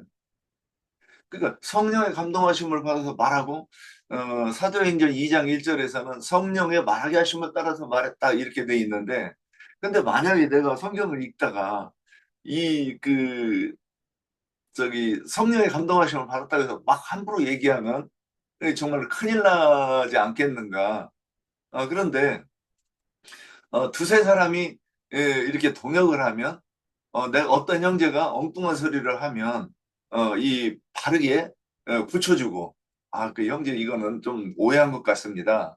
또는 형제님 이거는 정말 잘 감당, 잘 해석한 것 같습니다. 그런데 요 말씀 한 번 더 해가지고 하면 더 풍성해지지 않겠습니까? 이러한 어떤 그 동역을 통해서 노래가 완전해지고 완벽해지는 감동을 주는 그런 노래가 될 수 있지 않겠는가? 그래서 여기 노래 잘한다 그거는 성령의 계시하심을 따라서 말하는 것 이렇게 볼 수 있었고 그 위에서 이 기름 부음에 관한 것도 이렇게 성령의 감동하심을 따라서 증거함을 통해서 이 다윗 왕국이 성취된 것을 모형으로 해서 세상 나라가 주와 그 그리스도의 나라가 이렇게 성취되는 것을 신약에서 이루어지는 것을 이렇게 다윗이 나의 삶과 또 이스라엘 백성들의 이 지나온 삶을 통해서 지금 이런 것을 하나님이 말씀하시고자 하신 것이다 하고 이렇게 다윗이 말하지 않았나 이렇게 느껴지는 바가 있어서 여기까지 말씀드렸습니다. 예. 예, 제가 조금만 연결하세요. 예, 윤영진님 말씀하는 하기 전에 저도 47절에 보면 여호와의 사심을 두고 나의 반석을 찬송하며 내 구원의 반석이신 하나님을 높일지로다 이 말씀을 보면서 오늘 이 말씀이 좀 저에게 진짜 많이 와서 닿았어요. 그래서 우리는 이제 다윗은 주님의 나의 반석은 이제 예수님을 말하는 거잖아요. 그리스도 예수를 말하는 거고 그분을 찬송하고 내 구원의 반석. 그래서 이게 많이 와닿았어요. 나의 반석, 내 구원의 반석이신. 그럼 이제 그 하나님을 우리가 이제 높이 찬양을 하잖아요. 그런데 그 신명기 32장 15절에 보면 여수론이 제가 좀 한번 읽어볼게요.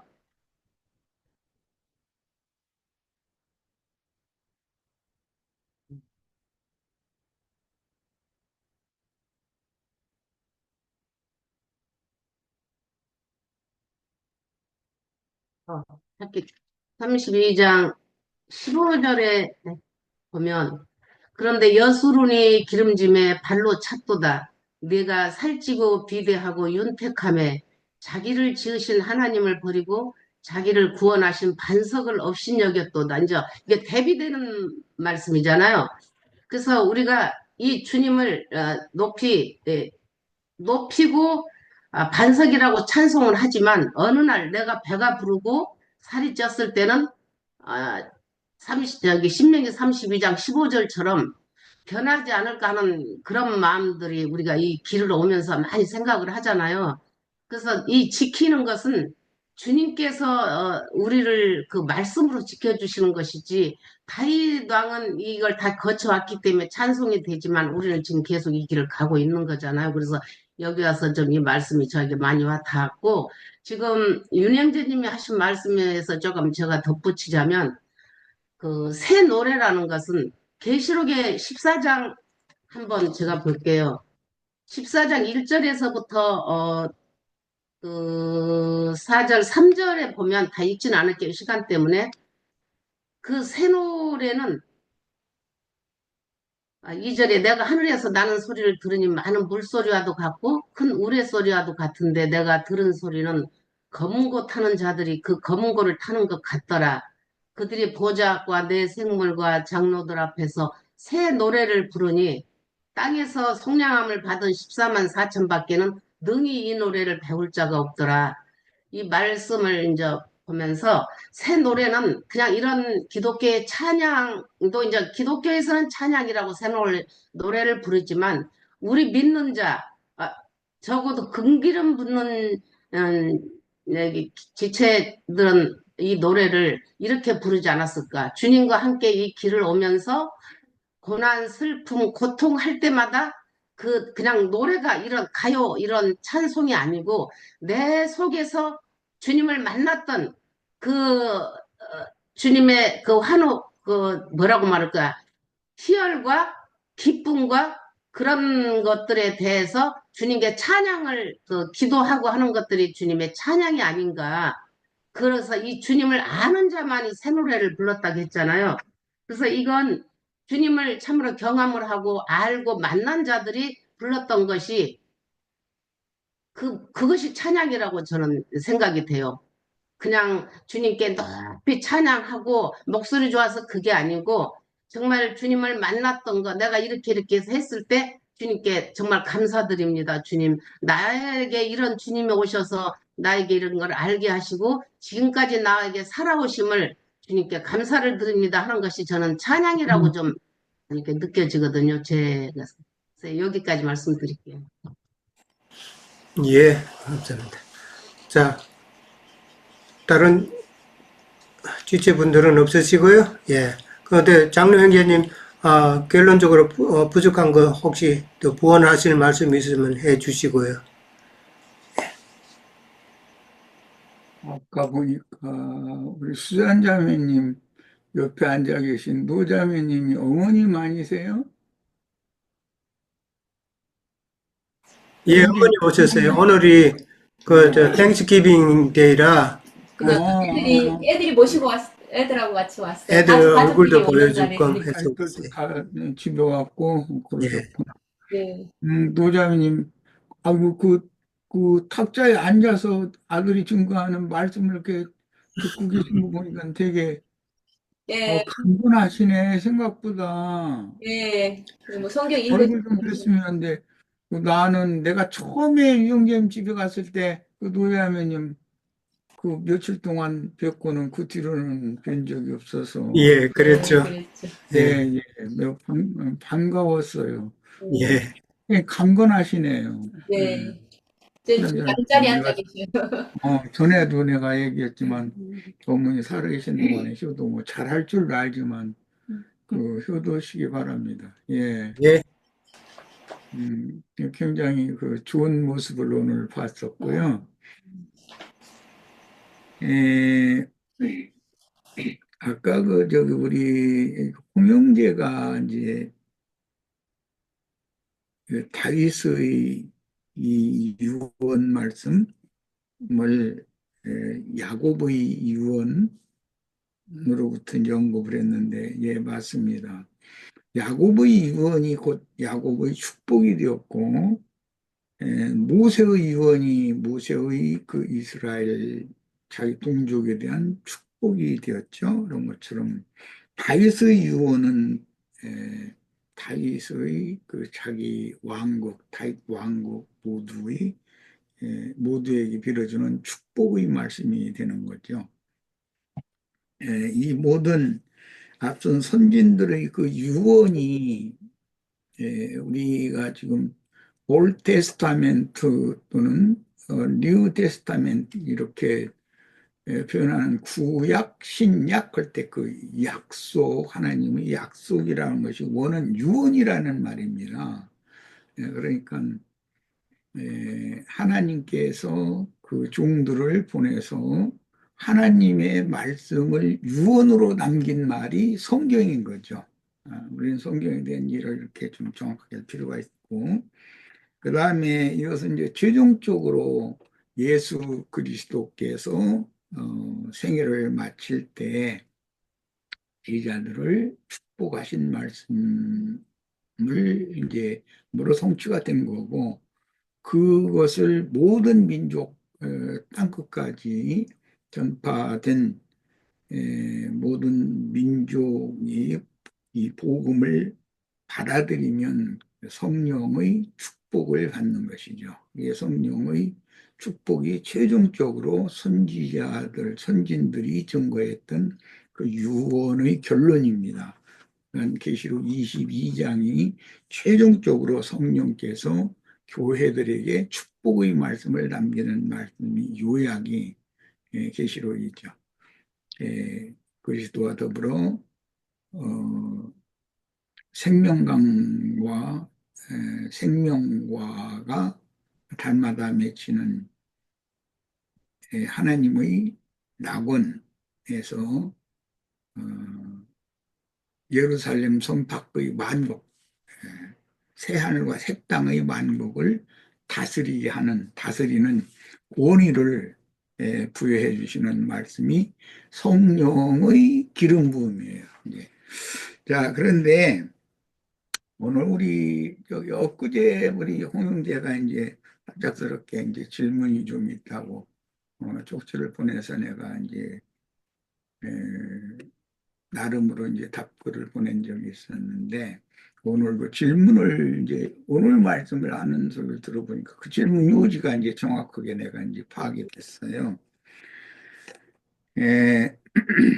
다윗의 뿌리면서 가지이신 그러니까 다윗의 원조상이시며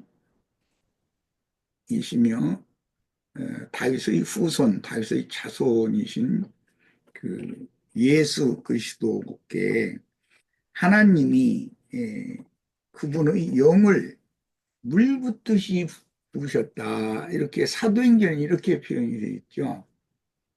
한량없이 부으셨다. 이렇게도 되어 있고 그것은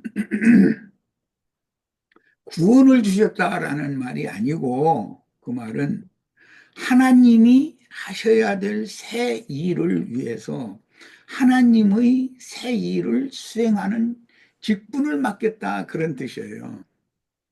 근데 기름 부음의 첫째는 사명의 위임이다라는 걸 알 수가 있어요. 그래서 왕이나 제사장이나 선지자의 사명을 위임할 때는 성령의 기름을 부어서 세우는 거예요. 그것이 첫 번째 이제 기름 부음이라는 것은 사명의 위임이고 그 사명을 받은 사람이 기름 부음 받은 사람이 이제 사명을 수행하는 거예요. 오늘은 뭐 최근에는 세속교계 그 목사들이 하나님께 세움을 받았느냐, 즉 하나님께 기름 부음을 받았느냐, 마귀에게 세움을 받았느냐, 즉 마귀에게 영의 부음을 받았느냐, 그걸 가지고 많은 논란들이 많아요. 그런데 마귀의 영을 누구에게 부을 수 있어요? 그래서 하나님의 성령을 붓는다라는 것을 구분을 하는 거예요. 이렇게 어떤 그 용어 문장의 흐름에 따라서. 그 다음에 마귀는 세상의 영이니까 세상의 영을 붓겠죠. 세상 사람들에게, 육적인 사람들에게 세상의 영을 부어서 교회까지도 세속화시키고 타락시키는 이제 그런 역할을 하는 거고, 기름을 붓는다라는 것은 속된 것을 거룩하게 분별한다라는 의미가 있어요.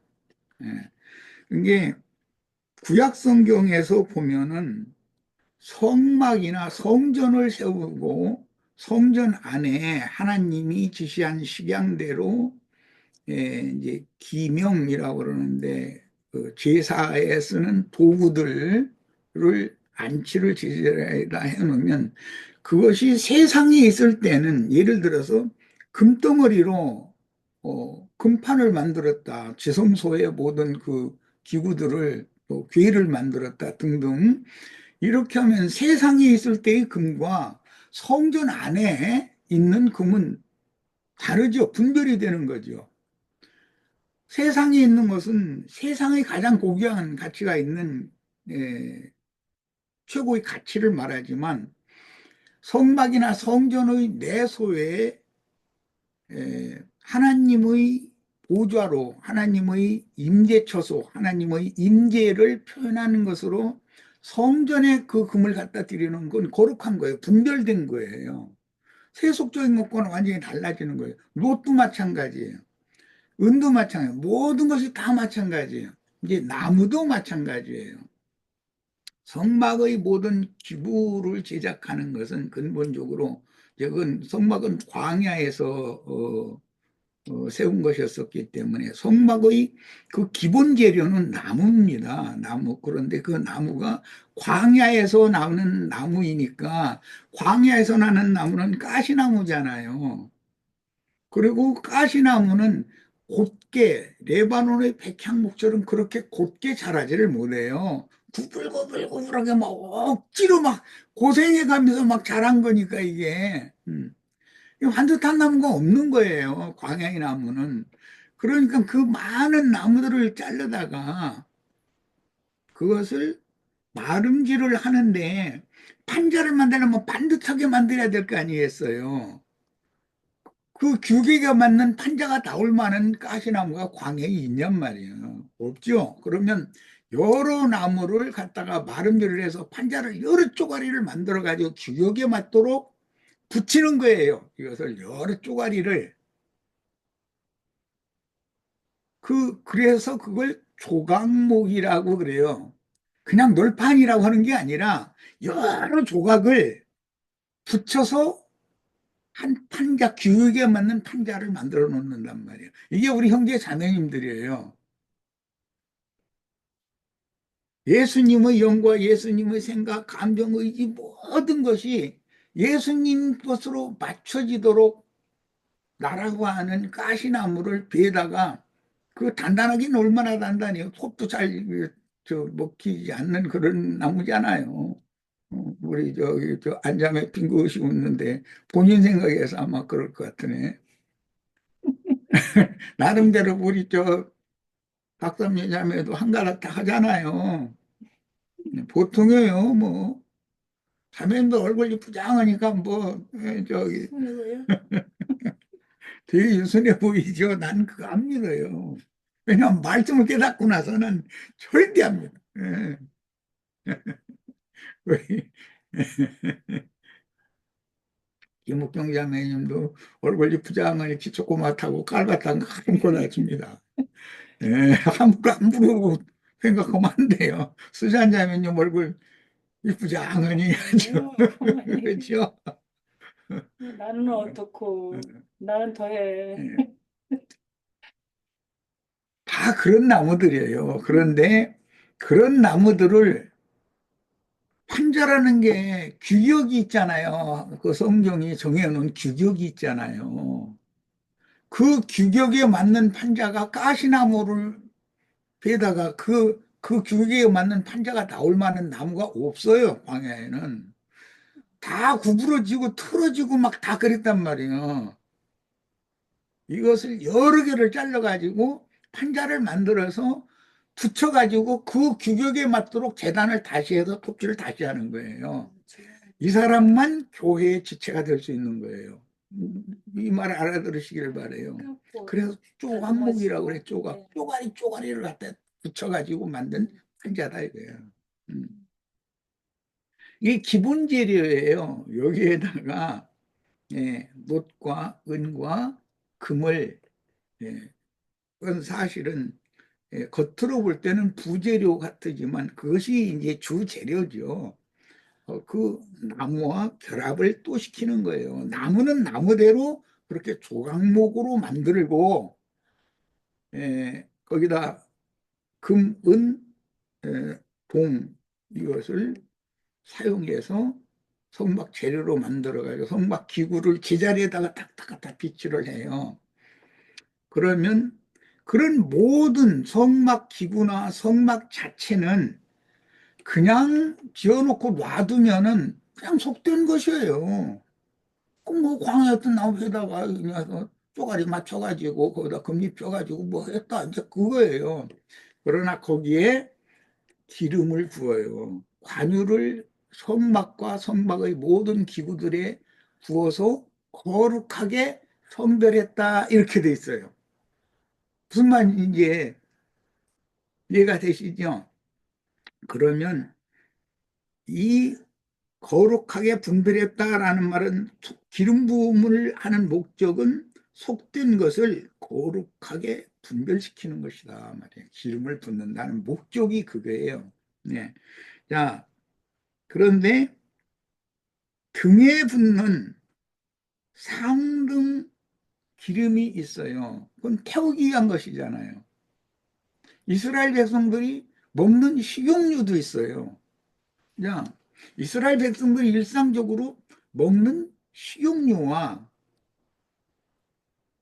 성막 기구들에게 붓는 그 기름은 굉장히 중요한 의미가 있어요.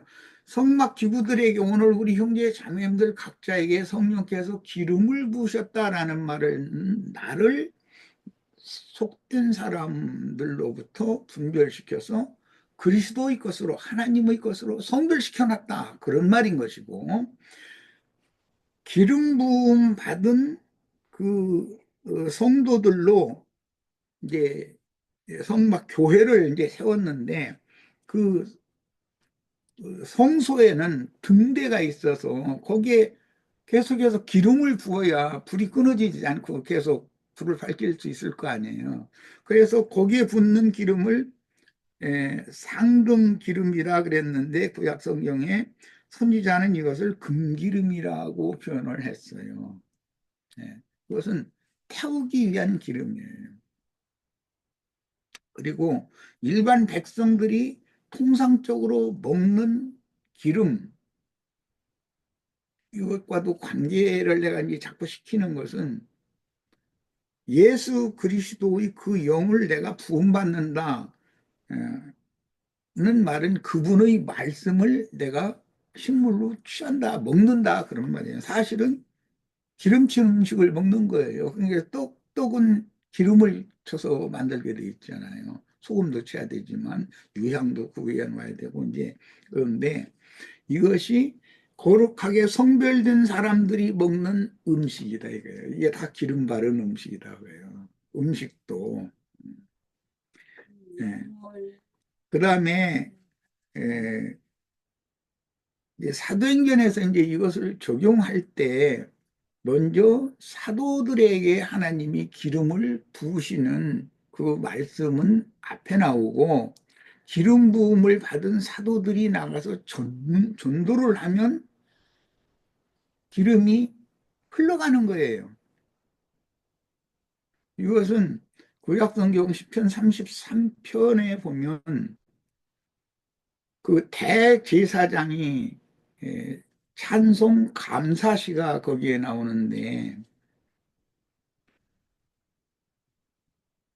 아론의 머리에 하나님께서 기름을 한량없이 붓는데 온 몸을 흐르고 흘러내려서 다 온몸을 다 적시길 때까지 기름을 한없이 붓는 말씀이 나오잖아요. 그래서 예수 그리스도가 대제사장인데 머리이신 그리스도께 하나님이 성령을 부으시고 그 뒤로 사도들에게 부으시고 사도들을 통해서 모든 믿는 이들에게 흘러내릴 때까지 계속 끊임없이 기름을 붓는 거예요. 그래서 그것을 한량없이 붓는다 이렇게 표현을 했어요. 오늘 우리들에게까지 예수님이 받은 기름을 우리들에게까지 지금 기름으로 덮고 적시어 주시는 거예요. 이제 그러니까 이 말은 예수님이 사람의 죄가 있는 육신의 모양으로 세상에 보내심을 받았지만, 예수님은 하나님의 기름 부음을 받은 분으로서 분별된 일반 우리들 죄인과 같은 그런 속된 사람이 아니다라는 말이죠.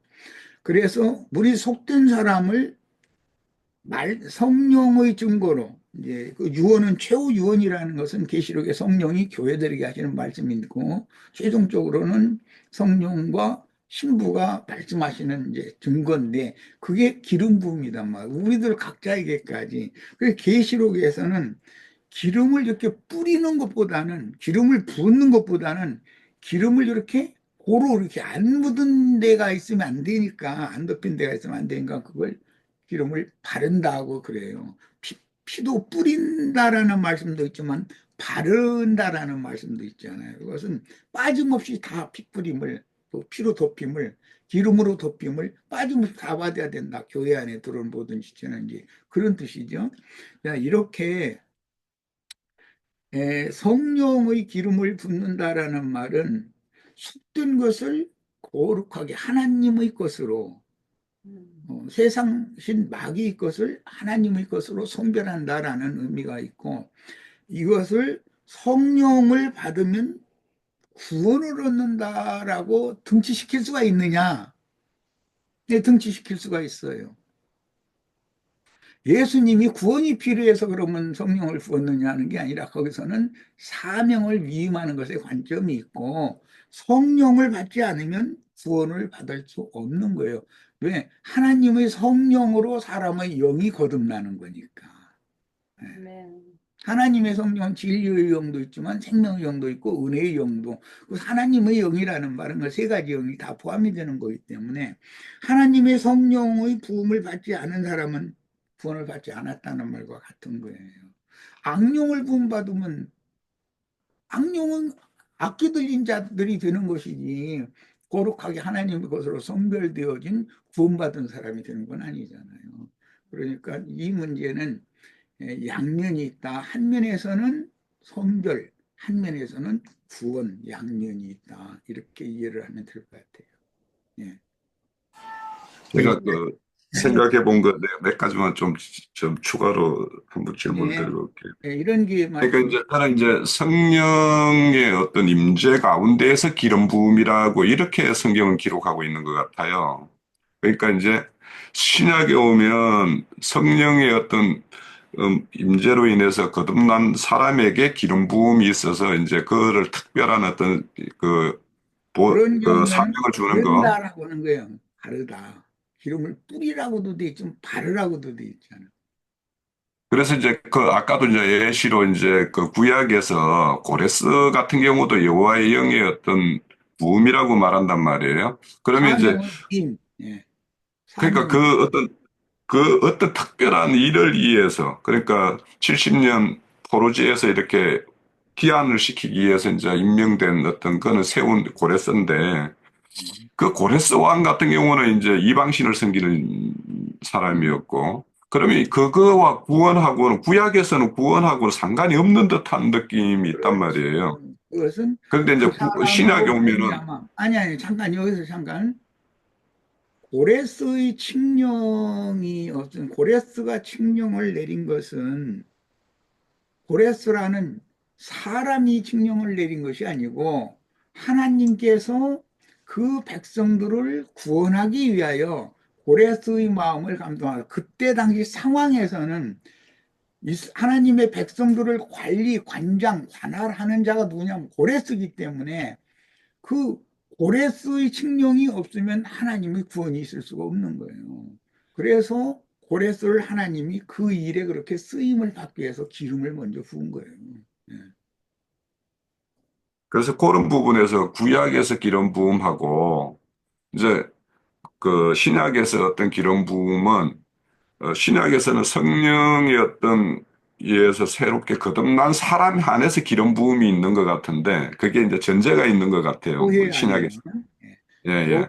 그런데 교회에 이제 기름을 또 바르는 문제는 기름을 그냥 붓는 것이 기름이라는 건 위에서 부으면 기름은 이상하게 먼저 흘러갔던 그 자리에 뒤따라오는 기름들이 점점 퍼져는 가지만 계속 그 자리만 하고 어느 부위는 기름으로 돕지를 못하고 건너뛰어서 할 수가 있는 거예요. 그래서 그런 게 기름을 붓는 대신 또 그 다음에 바르는 말이 나오는 거예요. 그래서 그러니까 고레스의 칙령 같은 경우는 하나님께서는 빛의 천사만 쓰시는 것 사람들이 착각하기가 쉽지만 어둠의 천사도 하나님의 일을 위해서는 반드시 필요하다.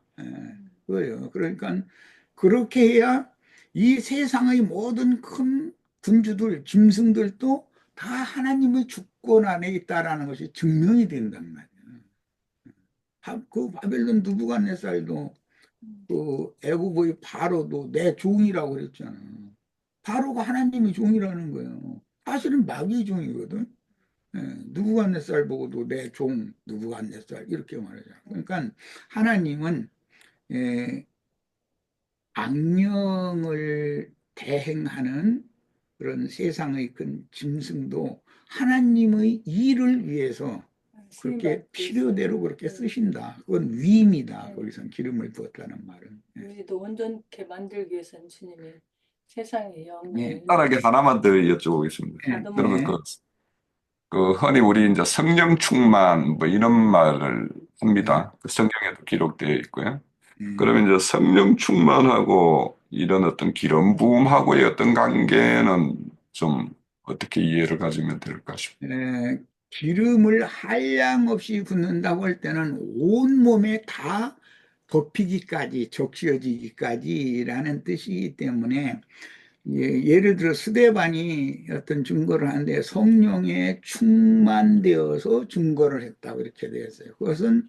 그것은 기름을 밖에다는 바른다고 하지만 안에다는 붓는다. 붓는다고 한단 말이에요. 네. 그 기름 부음을 받는데 그것이 그 사람의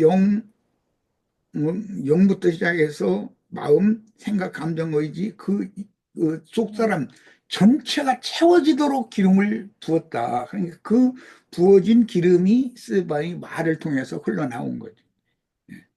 그런 경우는 붓는다고 해요. 속에, 안에 부어지는 경우는, 밖에 이렇게 덮어주는 경우는 바른다. 이렇게 말을 해요. 예. 성령을 충만하게. 죄송합니다. 하나만 더 여쭤봐요. 이런 기회를 통해서 홍영재가 질문하는 것은 수준이 있는 질문이기 때문에 우리 지체들에게 매우 유익하다고 나는 생각하니까 이런 때 해도 돼요. 그 사도행전 19장에 보면 어제 이제 카톡에도 잠깐 보냈습니다만 그 보면 예수의 이름으로 세례를 받았는데 성령이 임하지는 않았다라는 어떤 그런 말씀이 있어요. 성령을 내린 적이 없다 이런 말씀이 있어요.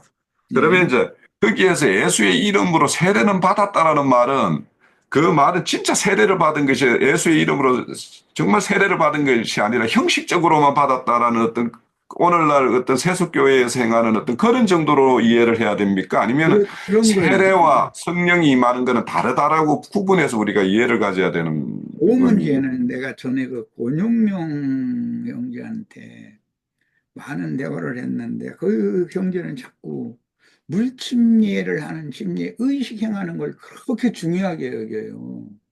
불침례를 받지 않으면 구원을 받지 못한다. 이렇게까지 단언을 했잖아요. 그는 침례교단에서 배운 신학 지식에 의해서 침례교단의 목사이기 때문에 사람을 만나면 자신의 강대상 아래에 있는 그 침례탕에다가 사람을 이제 침례를 주어야 구원을 받는다고 생각을 하는 그들이 교리거든, 그거는. 자, 예수 이름으로 침례를 받았다는 것은 물 침례를 받았다 그 말이에요.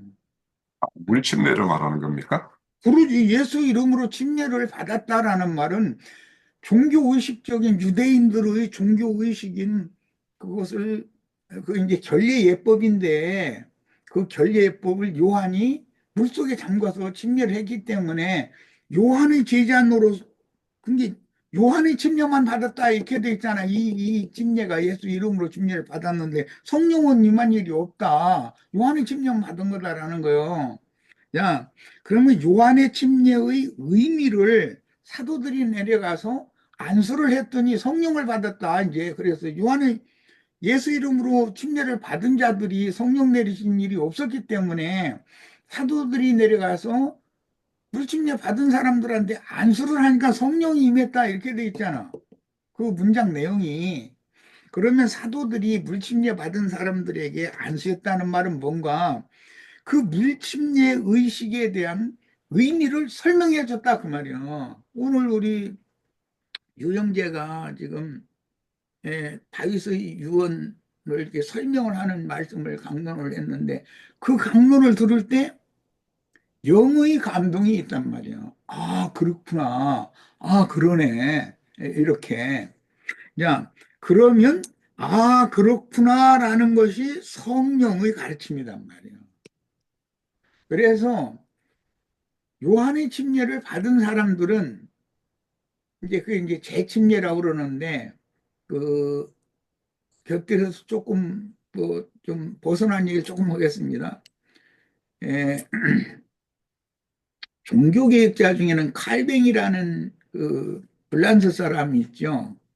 그 프랑스 사람 그 칼뱅 영어로는 그 칼빈이라고 그러는데 그 사람이 제일 싫어하는 게 뭐냐면 물 세례를 주지 않고 침례를 향하는 거예요. 그래서 장로교단과 침례교단은 극과 극이요. 싸우는 거예요. 그거 가지고. 왜 세례식을 해야지 침례식을 하느냐 하고, 침례교단은 세례식 하는 건 다 소용없는 짓이다라고 서로 싸워요.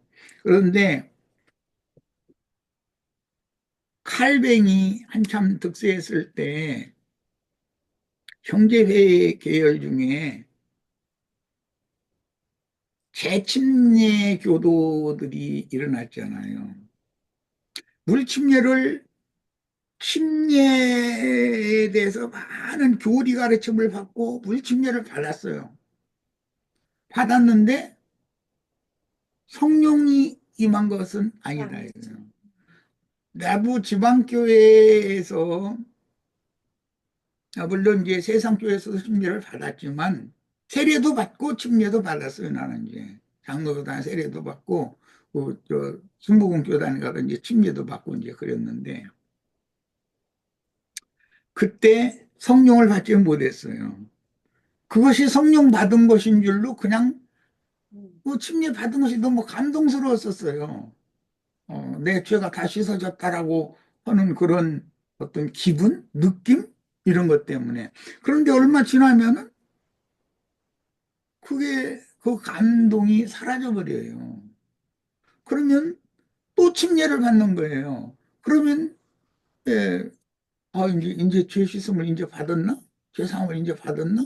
또 이래요. 그런데 또 지나면 또 그래요. 그것은 그가 성령께서 그 지난 죄들을 없는 것처럼 깨끗이 씻어서 간과하셨다는 확증이 없었기 때문이다라는 거예요. 왜? 성령이 오셔서 인을 쳐주시기 전에는 소용이 없는 거예요. 그러니까 성령이 오셔서 인을 쳐주실 때는 물침례라는 형식을 통하지 않고 말씀의 가르침을 통해서단 말이에요. 사도들이 와서 이 물침례를 받은 사람에게 그 의미를 가르치는 거예요. 결례라는 게 구약시대에 결례라는 게 이게 뭐냐 정결케 되는 예법이라는 말인데 잿물 섞은 재 섞은 그 물을 뿌리고 피를 뿌리고 하는 이제 이것이 결례법이에요. 그런데 물을 뿌리고 피를 뿌린다라는 것은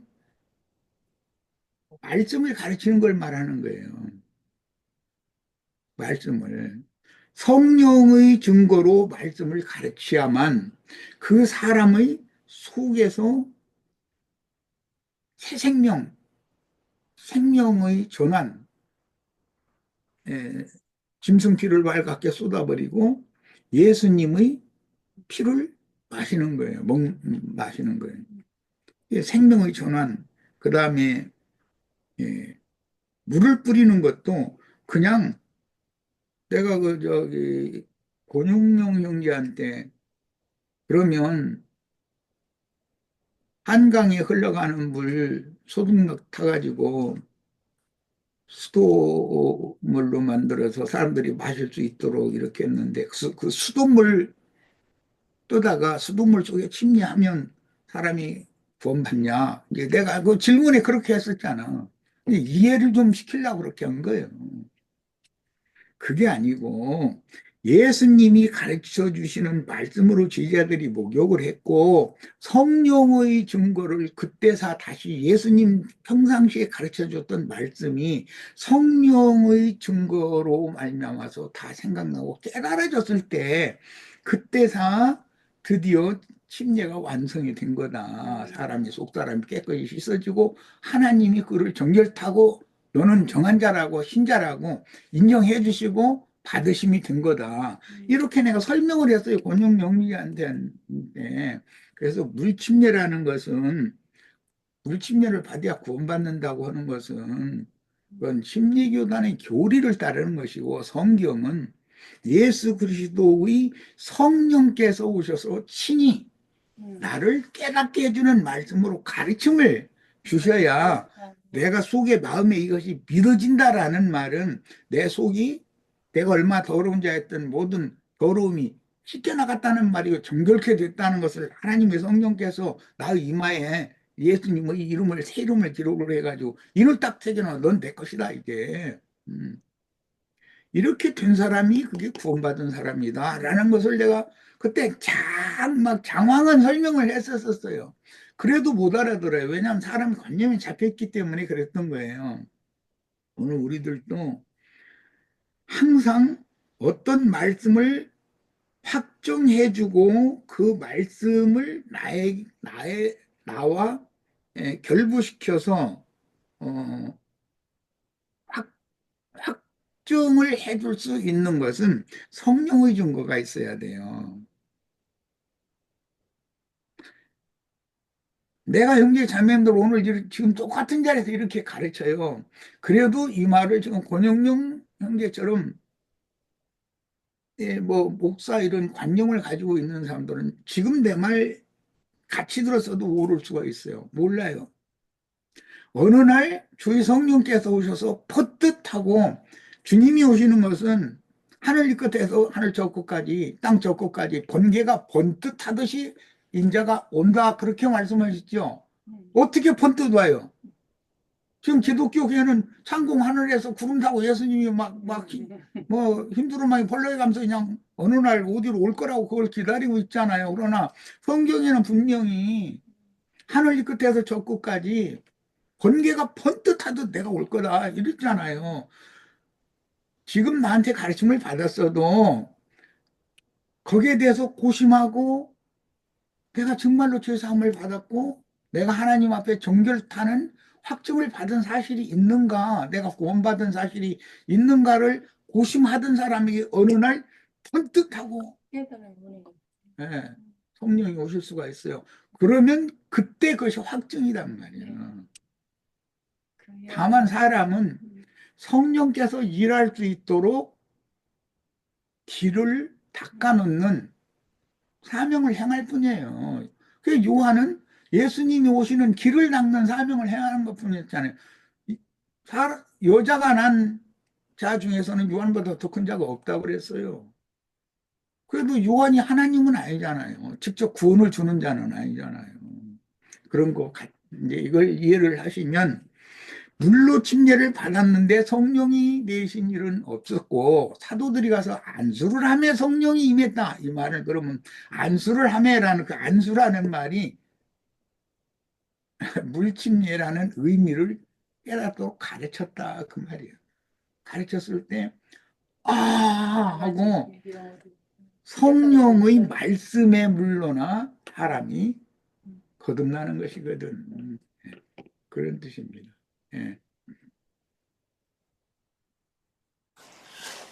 감사합니다. 오늘 정말 장시간 풍성한 잔치가 되었습니다. 우리 노자매님 마치기 전에 굉장히 반갑습니다. 오랜만에 뵙고요. 건강하신 모습을 뵈서 잘 기억 못하지.